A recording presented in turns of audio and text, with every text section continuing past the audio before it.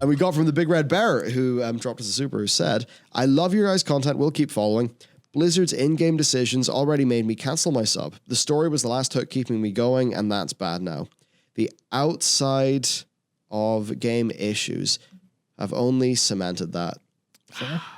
Yeah, fair. I mean, it's like if you're already on the fence, you're not vibing with the current content as much, and then it turns out there's a massive scandal at the company, and then you find out about Warcraft 3 Reforged and how they basically kind of lied to people to get money and did a whole bunch of stuff so that you know, wouldn't be refunding your pre-order. And I can see how that loses.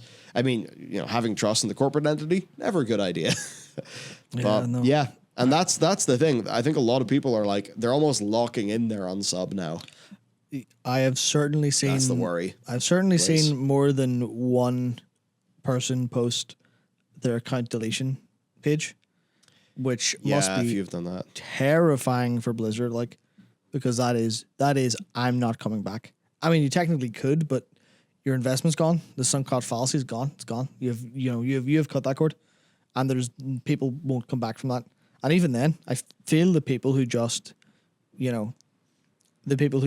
finally break the sub, especially people who've been sub for years, they need that moment to come back, because when you unsub, that is you going out of your way to go, I'm not playing this game anymore, which means maybe a patch won't bring you back, maybe it needs to be an expansion. But then if 10.0 is World of Warcraft cosmology, you're like, well, no.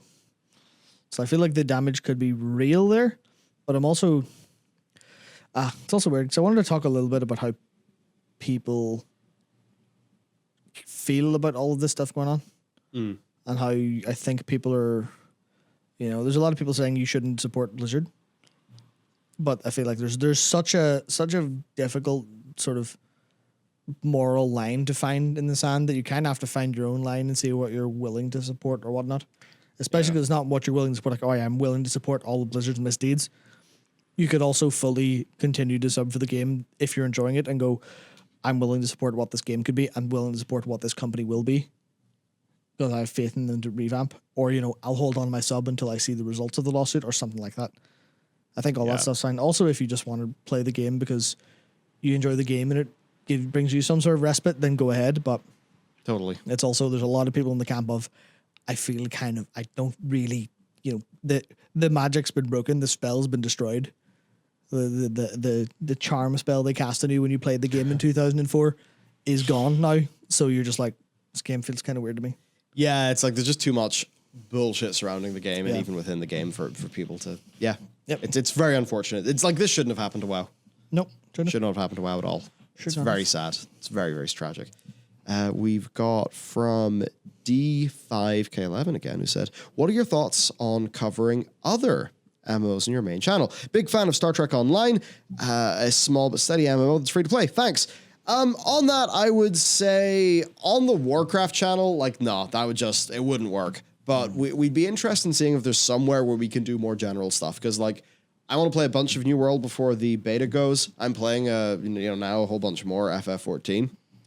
I want to dive into, I've actually played like a decent few hours, not decent few. I mean 4 or 5, enough for the new player experience, getting a ship, seeing how the controls are for STO.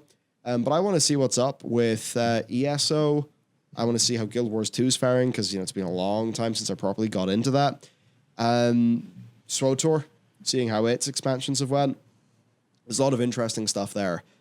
It's just finding the place to do it. So there could be a channel where maybe we do a video every week or two for, some of the general gaming content. That's on the cards. I can't guarantee it though, because there's a bunch of things going on, and we don't want to overcommit and disappoint, right? Yeah. No, I've been seeing a lot of people posting about the sheer depth of ESO lore, because it's got what I can only describe as insane shit from back in the Morrowind days to pull back on.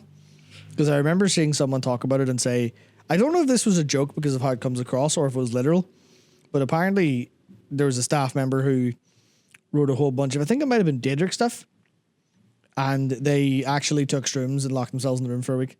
I love that. It's such a good story. And then came out to went, here's all, I've written everything, And you're like, what do you mean? You were gone for weeks? Like, oh, sorry about that. So I love to get into ESO. I've heard the combat's kind of maybe not super stellar, but I definitely feel like the world of Elder Scrolls, as much as I despise how revered Skyrim is for a couple of reasons, because I feel like the gameplay design of those games is really bad generally. It's just that the world and the scope get them away with it. I think their lore is like really, really interesting if I could ever bother getting into it. So I'd love to give that a try. Yeah, no, absolutely. Yeah, I would like to do that. Just a number of challenges, to overcome before we can really do something like that. Such as mortality. In terms of time. Yeah. Yeah. Can we have can we keep the world in 24-hour days, but we all get 48-hour days in the team? Can we maybe we can pause Enderby for a second, please? Yeah. Oh. Put that shit on pause so we can do some stuff. We've got another super from D5K11 who said, thoughts about WoW taking 2 years from now to do a proper 9.3, get ahead, and back on track with 10.0. Love the game, but it's a disaster since Legion. Tricky. I mean, I think patch 9.3 is going to be early next year. Almost 9.2. Sorry, 9.2 even, yeah. 9.2 will be early next year. I don't think 9.3 is going to happen. I don't think so. I think it's just going to be 9.2, maybe 9.2.5, 10.0.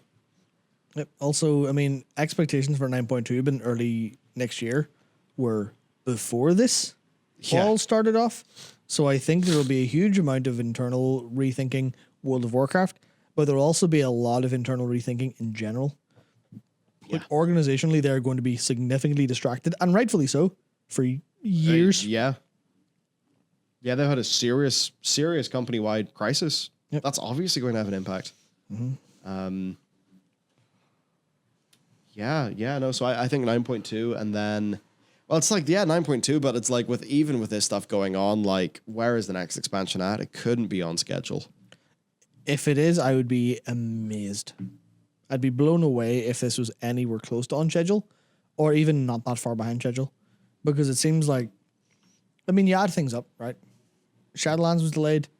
It was late. It was delayed. 9.1 feels like a beta test. It's not anywhere near half complete or considered through, and it's also 7 months after the launch. And there's only 2 points in that trend line, right? For sure, there's only 2 points on that graph, so you can't chart it out perfectly. But it doesn't look good. It does not look good. Yeah, man, it's odds. Please, WoW needs to be good. It all needs to be okay. Please tell me it'll be okay. Yeah, well, the faster that stock price dips into oblivion, the quicker the game will be better.